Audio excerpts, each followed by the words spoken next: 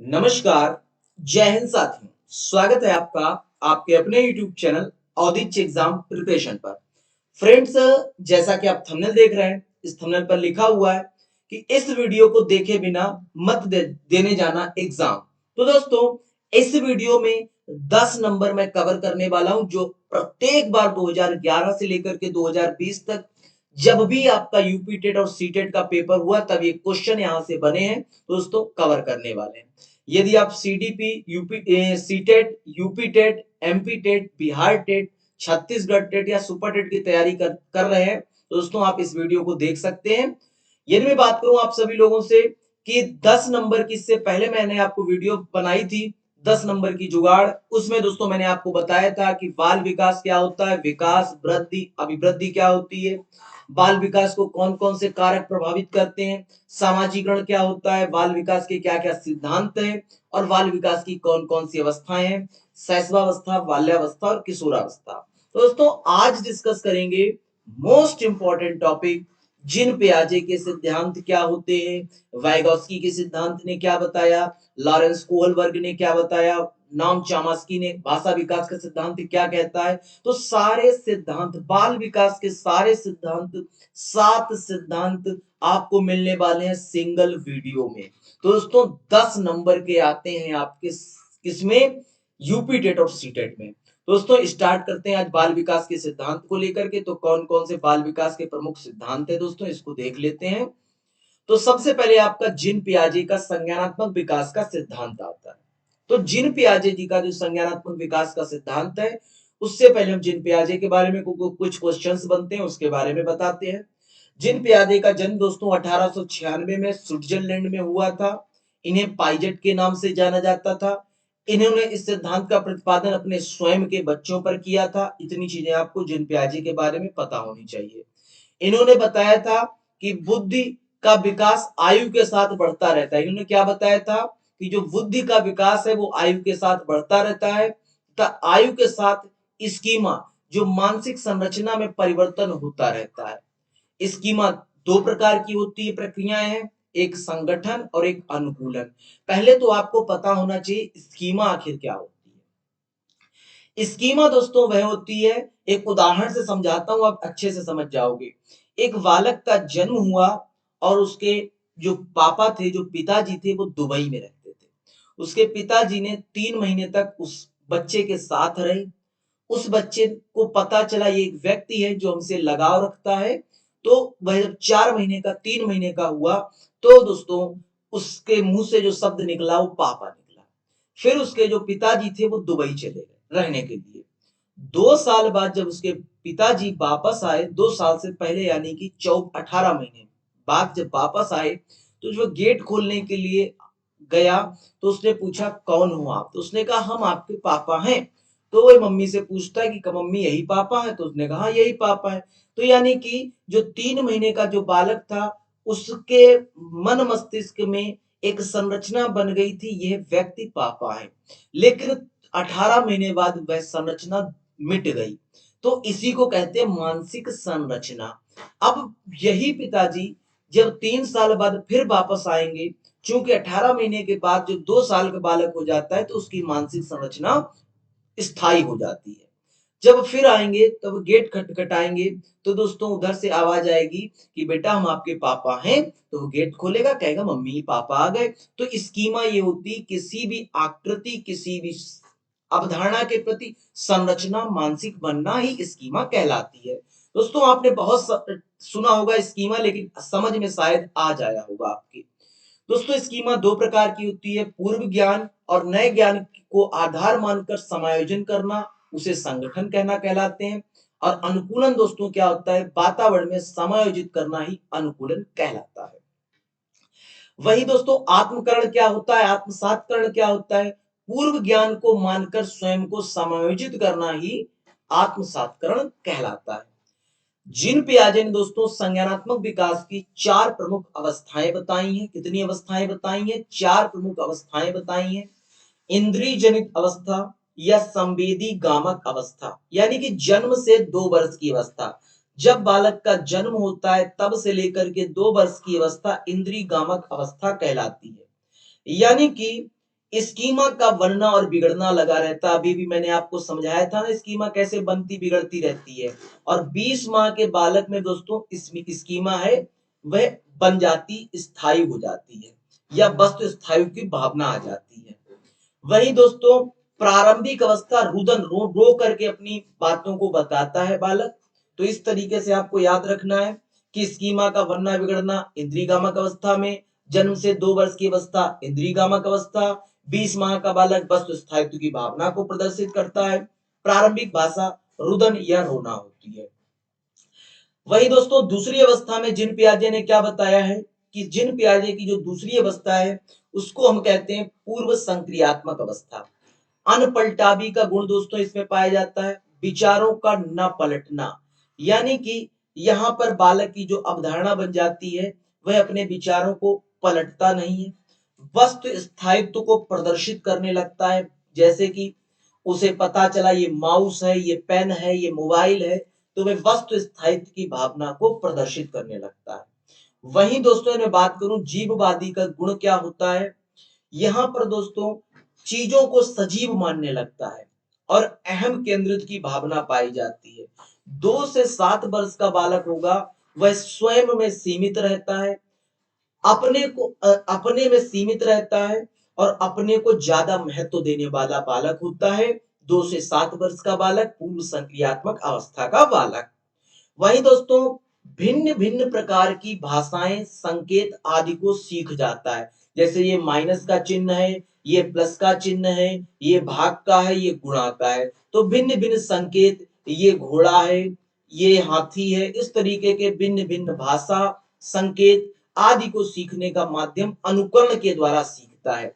जैसा मास्टर कहेगा, जैसा भाई बहन कहेंगे, जैसा दोस्त और समाज कहेगा वैसा अनुकरित करके सीख लेगा। इस अवस्था को दोस्तों 2 भागों में बांटा जाता है। पूर्व प्रत्याकाल 2 से 4 वर्ष की होती है और अंत प्रत्याकाल दोस्तों 4 वर्ष से 7 वर्ष की होती है। दोस्तों इस प्रकार आपकी 2 अवस्थाएं जिन पियाजे ने जो बताई हैं, 2 अवस्थाएं आपकी समाप्त हुई। चलते हैं तीसरी अवस्था की तरफ। मूर्त संक्रियात्मक अवस्था क्या होती है? तो दोस्तों जिन पियाजे ने मूर्त संक्रियात्मक अवस्था 7 से 11 वर्ष की अवस्था को मूर्त संक्रियात्मक अवस्था बताया है। मूर्त वस्तुओं के द्वारा, मूर्त मतलब जैसे कि बोतल को देखा उसने तो उसने तर्क किया कि बोतल प्लास्टिक की है तो इसमें गर्म वस्तु नहीं रखी जा सकती है। तो मूर्त वस्तुओं के आधार पर तर्क विचार चिंतन करना सीख जाता है। यदि प्लास्टिक की बोतल यदि कांच की बोतल है तो इसमें यदि उसको हम गर्म नहीं कर सकते हैं, टूटने का डर रहता है। ये तर्क मूर्त वस्तुओं से तर्क करना विचार करना सीख जाता है। साथ ही साथ छोटे छोटे माप दूरी और भार, माप तौल दूरी भार आदि का ज्ञान हो जाता है। वही दोस्तों 2 मूर्त वस्तुओं की तुलना करना, एक कांच की बोतल, उदाहरण में समझाता हूं, कांच की बोतल और एक प्लास्टिक की बोतल और स्टील की बोतल, इन तीनों बोतलों में यदि वो अंतर करना सीख जाए तो समझ जाओ वो मूर्त संक्रियात्मक अवस्था में है, 7 से 11 वर्ष की अवस्था में है। पलटावी का गुण पाया जाता है। पलटावी का गुण दोस्तों कैसा? जैसे कि उसको ये पता चला कि कांच पानी दोनों में रखा जाएगा, कांच की बोतल में भी रखा जाएगा और प्लास्टिक की बोतल में भी रखा जाएगा, लेकिन उसको किसी ने बताया कि कांच की बोतल में यदि गर्म करते हो, प्लास्टिक की बोतल को गर्म करते हो तो प्लास्टिक पिघलेगी और कांच चटक जाएगी, टूट जाएगी। तो उसकी अवधारणा जो पलटावी गुण है वो अपने विचारों को बाद में उसमें सुधार कर लेगा। तो इससे पलटावी का गुण पाया जाता है मूर्त संक्रियात्मक अवस्थाओं में। और अमूर्त संक्रियात्मक अवस्था दोस्तों होती है 11 वर्ष से लेकर के 15 वर्ष की अवस्था। इसको औपचारिक अवस्था भी कहते हैं। इसमें दोस्तों पलटावी का गुण अच्छी तरीके से पाया जाने लगता है अमूर्त वस्तुओं के आधार पर। यानी कि जैसे अभी आप लोग क्या, अभी मैंने आपको कांच की बोतल तो दिखाई नहीं, ना प्लास्टिक की बोतल दिखाई, फिर भी आपने तर्क किया, चिंतन किया, विचार किया। इसी को आप कहते हैं अमूर्त वस्तुओं के माध्यम से तर्क विचार चिंतन करने लगता है। तर्क विचार चिंतन में परिपक्व हो जाता है अमूर्त संक्रियात्मक अवस्था में। दोस्तों जिन पियाजे के सिद्धांत 4 अवस्थाएं थी, कोई भी डाउट है आपका तो कमेंट बॉक्स में डाल देना, मैं आपका कमेंट का जवाब श्योर दूंगा, 100% दूंगा। जिन पियाजे के सिद्धांत की आलोचना क्या है? तो इन्होंने अपने सिद्धांत में भाषा, संस्कृति, समाज की कोई स्थान नहीं दिया। मोस्ट इंपॉर्टेंट है भैया, पेपर में आता है, फिर मत कहना मास्टर ने बताया नहीं। जिन पियाजे ने अपने सिद्धांत में भाषा, संस्कृति, समाज को कोई भी स्थान नहीं दिया। इन्होंने विकास की अवस्थाओं को अपरिवर्तनशील माना है। इन्होंने क्या माना है? जो विकास की अवस्थाएं होती हैं वह अपरिवर्तनशील होती हैं, वह परिवर्तनशील नहीं होती हैं। यानी कि जब जन्म से जो 2 वर्ष का बालक होगा उसमें संवेगी गामक अवस्था होगी, ऐसा नहीं है। जब 3 वर्ष का बालक हो तो उसमें संवेगी गामक अवस्था नहीं पाई जाएगी। लेकिन ऐसा वास्तविक रूप से सभी मनोवैज्ञानिक नहीं मानते हैं। ये मानते हैं कि प्रत्येक बालक अपने में भिन्न भिन्न होता है, प्रत्येक बालक विशिष्ट है, तो उसमें अलग अलग योग्यताएं पाई जाएंगी। लेकिन इन्होंने अवस्थाएं डिसाइड कर दी कि जन्म से 2 वर्ष तक इंद्रिय गामक, 2 से 7 वर्ष तक पूर्व संक्रियात्मक, यानी इन्होंने अवस्थाओं में बांध दिया बालक को। 2 से 7 वर्ष तक क्या होगा, इस तरीके से इन्होंने अवस्थाओं में बालक को बांध दिया। अब दोस्तों चलते हैं वाइगोत्स्की का सामाजिक विकास का सिद्धांत। ये भी भाई बहुत इंपॉर्टेंट है, परीक्षा की दृष्टि से बहुत इंपॉर्टेंट है। पहले तो दोस्तों ये पूछा जाएगा कि सामाजिक विकास का सिद्धांत किसने दिया? तो आप कहना सामाजिक विकास का जो सिद्धांत है वो किसने दिया? लेह वाइगोत्स्की ने सामाजिक विकास का सिद्धांत दिया। फिर दोस्तों आप सभी लोगों से पूछा जाएगा कि इसके फोल्डिंग का अर्थ क्या होता है? तो आधारभूत सहायता, ये पिछली बार पूछा गया था। इसके फोल्डिंग का अर्थ होता है आधारभूत सहायता। तो दोस्तों वाइगोत्स्की कहते हैं कि बालक को समाज के द्वारा आधारभूत सहायता प्रदान की जाए तो बालक में नैतिक, चारित्रिक, बौद्धिक विकास होगा, सामाजिकता का विकास होगा बालक में, यदि बाल समाज उसको आधारभूत सहायता प्रदान करे तो। अब दोस्तों बात करते हैं लॉरेंस कोहलबर्ग को। मोस्ट इंपॉर्टेंट है दोस्तों, ये सारे 10 नंबर के आएंगे। जितने मैं सिद्धांत आपको बता रहा हूं 10 नंबर के टोटल आएंगे। लॉरेंस कोहलबर्ग का नैतिकता का सिद्धांत। तो दोस्तों लॉरेंस कोहलबर्ग ने नैतिक विकास के सिद्धांत को परिभाषित किया। उन्होंने बताया कि बालक में नैतिकता का विकास अवस्थाओं से नहीं आता बल्कि आयु से आता है। उन्होंने क्या बताया है कि जो उनका जिन पियाजे के सिद्धांत का पलटवार करते हुए लॉरेंस कोहलबर्ग जी कहते हैं कि बालक में जो नैतिकता का अब विकास है वो कोई अवस्थाएं नहीं उसमें डिसाइड है, उसमें आयु प्रमुख होनी चाहिए। और 3 स्तर बताए इन्होंने। इन्होंने पहला बताया पूर्व परंपरागत स्तर, इसको प्रथम स्तर इन्होंने माना है। फर्स्ट स्टेप इन्होंने ये माना है पूर्व परंपरागत स्तर। इस स्तर में इन्होंने दोस्तों बात की कि इस अवस्था में बालक के लिए वह सभी चीजें नैतिक होती हैं जो उनकी ज्ञानेंद्रियों को अच्छी लगती हैं। इन्होंने क्या कहा कि यदि जैसे देखते नहीं आप, छोटा बालक होता है तो वो मम्मी की गोद में जाए या पापा की गोद में जाए या भैया की गोद में सबको नोचता रहता है, मारता रहता है, तो उसको ये नैतिक लगता है।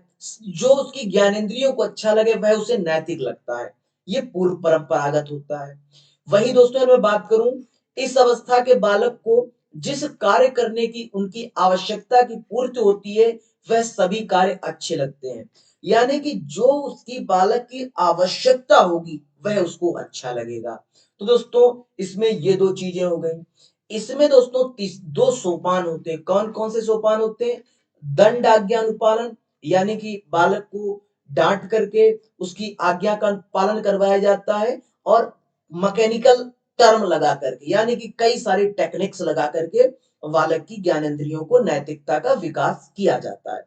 तो दोस्तों उम्मीद कर रहे हैं आपको क्लास तो बेहतरीन लगी रही होगी, शानदार, जानदार, जबरदस्त, जिंदाबाद लग रही होगी। दोस्तों एक लाइक तो बनता है ना दोस्त, और अपने दोस्त को अपने फ्रेंड सर्किल में बताओ कि विवेक सर बिल्कुल कंटिन्यूअस क्लास लेके आ रहे हैं, और विवेक सर वही पढ़ा रहे हैं जो एग्जाम में आएगा यूपी टेट और सी टेट में। तो दोस्तों इनमें बात करूं आप सभी लोगों से कि परंपरागत स्तर क्या होता है। यदि मैं बात करूं परंपरागत स्तर को लेकर के, तो ये दूसरी अवस्था होती है बालक के लिए। कौन सी अवस्था होती है? दूसरी अवस्था होती है दोस्तों। इस स्तर के अंतर्गत बालक समाज में चली आ रही परंपरागत नैतिकता का अनुसरण करता है। कैसे? जैसे कहा गया कि तुम मेहनत करोगे तो तुम्हारी तारीफ होगी, तो वह परंपरागत बात को चिंतन नहीं करता है, वह कहता है कि जैसा कि समाज में चला आ रहा है उसका अनुसरण करता है और स्वयं का तर्क विचार चिंतन नहीं करता है, उसे परंपरागत स्तर कहते हैं। वही दोस्तों मैं बात करूं कि इस स्तर पर बालक के 2 सोपान रखे गए हैं। इस स्तर पर भी कौन कौन से सोपान रखे गए हैं दोस्तों? अधिकार संरक्षण और परस्पर एकजुट संरक्षण सिद्धांत। इसमें दोस्तों बालक जो होता है वो किस पर कार्य करता है? अच्छा लड़का और अच्छी लड़की पर, जैसे कि तारीफ पर वर्क करता है। यानी कि आप बालक की यदि तारीफ की जाती है तो बालक नैतिकता को, उसको नैतिक समझता है, उसको उस किए गए कार्य को नैतिक समझता है यदि उसकी तारीफ की जाए, भले वो गलत हो चाहे सही हो।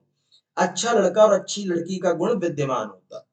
अब दोस्तों उत्तर परंपरागत स्तर पर चलते हैं। तो दोस्तों उत्तर परंपरागत स्तर क्या होता है? इस स्तर पर बालक स्वयं के तर्क, विचार, चिंतन एवं विवेक द्वारा विश्व में सार्वभौमिक सत्य को ही नैतिक मानता है। इसका तात्पर्य क्या है दोस्तों? जब बालक उत्तर परंपरागत स्तर में होता है तब बालक ये नहीं जा कोई जैसे कि किसी का दोस्त कहे कि चोरी करना बहुत अच्छा बात है, इसमें कौन सी बड़ी बात है, सभी चोरी करते हैं, कई सारे अच्छे अच्छे व्यक्तियों के उदाहरण दे दे। लेकिन बालक इसमें स्वयं तर्क करेगा कि चोरी करना अगर अच्छा होता फिर एक कानून क्यों बनाया जाता इसके लिए, फिर इसके लिए जेल क्यों बनाई जाती। स्वयं का तर्क करेगा, स्वयं का विचार करेगा और चिंतन करेगा। अच्छा चोरी कर ली तो फिर क्या होगा, जेल भी जाना पड़ सकता है, कानूनी कार्रवाई भी करनी पड़ सकती है। तो स्वयं का विचार भी करेगा, तर्क भी करेगा, चिंतन भी करेगा और विवेक मतलब स्वयं की बुद्धि का प्रयोग भी करेगा। और सार्वभौमिक सत्य, यदि वह चीज सत्य है, वह चीज सही है, उसी को ही नैतिक मानेगा। अदरवाइज कह देगा भैया तुम करो जा करके, तुम्हें मुबारक हो चोरी करना, हम नहीं करेंगे, ये सार्वभौमिक नैतिक नहीं सही है, तो ये अनुसरण नहीं करेगा। तो दोस्तों समझ में आए लॉरेंस कोहलबर्ग का सिद्धांत। इसमें भी 2 सोपान बताए गए, सामाजिक अनुबंधन विधि और सार्वभौमिक नैतिक सिद्धांत का अभिमुखता। इसमें भी दोस्तों 2 सोपान बताए गए हैं। अब दोस्तों चलते हैं नेक्स्ट टॉपिक पर। मोस्ट मोस्ट इंपॉर्टेंट, जितना बता रहा हूं दोस्तों कतई छाप लो दिमाग में, पेपर में ना आए तो कहना दोस्तों। नाम चॉम्स्की का भाषा विकास का सिद्धांत। तो भाषा के मनोवैज्ञानिक सिद्धांत नाम चॉम्स्की ने दिया। इन्होंने क्या कहा कि एक बालक है, उसकी स्वयं की भाषा होती है, वह भाषा जन्म से पहले ही अर्जित कर चुका होता है। क्वेश्चन बनेगा आपसे कि किस मनोवैज्ञानिक ने कहा कि भाषा जन्मजात है, तो आप कहोगे नाम चॉम्स्की ने। किस मनोवैज्ञानिक ने कहा कि भाषा बालक की स्वयं की भाषा अर्जित एक व्याकरण होती है, आप कहोगे नाम चॉम्स्की ने कहा।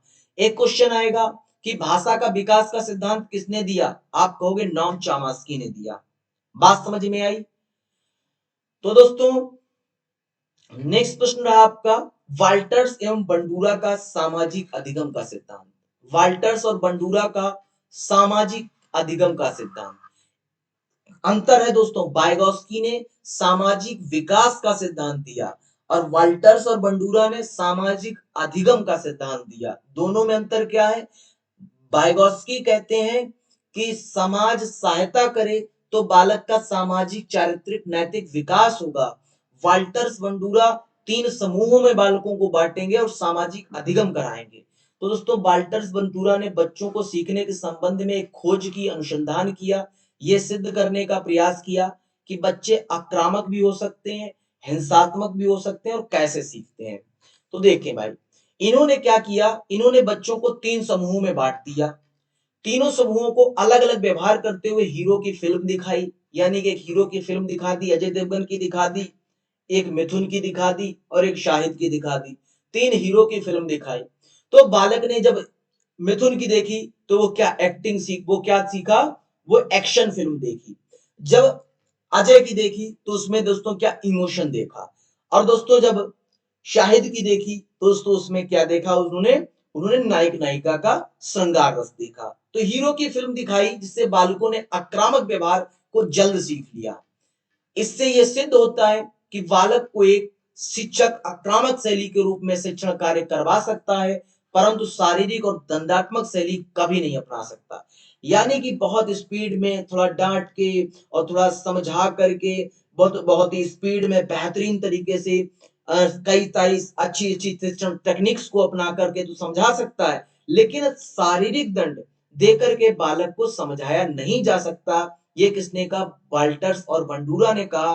वाल्टर्स बंडूरा कहाँ के रहने वाले थे? तो वाल्टर्स और बंडूरा दोस्तों रहने वाले थे कनाडा के। बात समझ में आई कि नहीं? बोले सर आ गई समझ में। अब दोस्तों चलते हैं सीएच हल का प्रबलन।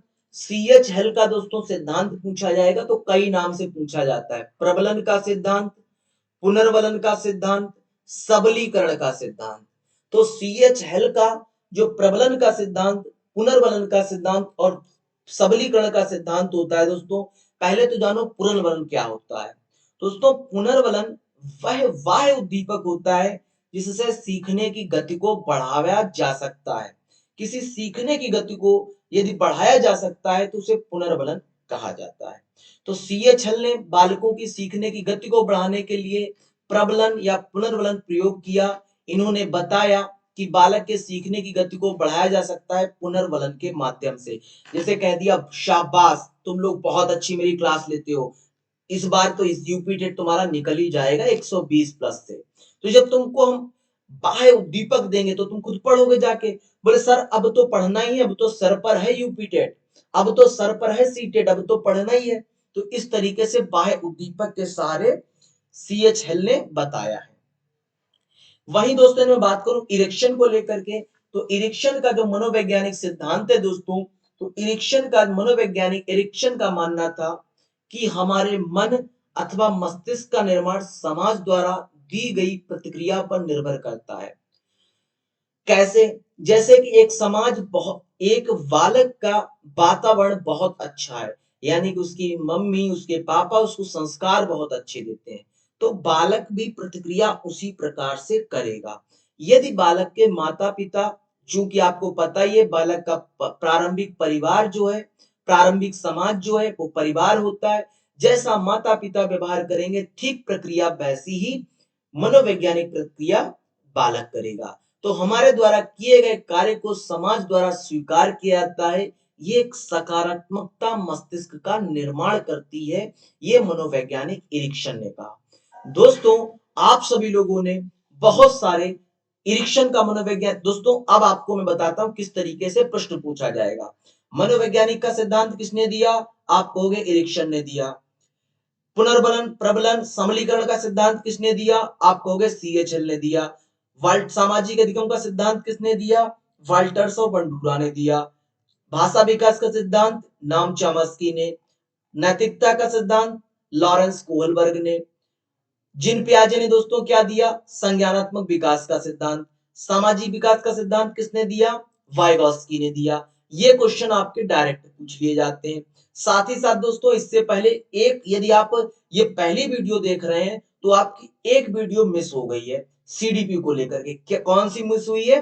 जिसमें मैंने दोस्तों आपको बाल विकास के सिद्धांत बताए हैं, वृद्धि और अभिवृद्धि बताई है, सामाजिकरण बताया है, सामाजिकरण के सिद्धांत बताए हैं, वातावरण, बाल विकास और पर्यावरण, और दोस्तों वंशानुक्रम, वंशानुक्रम के प्रकार, नियम, सिद्धांत, ये सब जो मैंने बताया वो आपकी वीडियो स्किप हो गई है।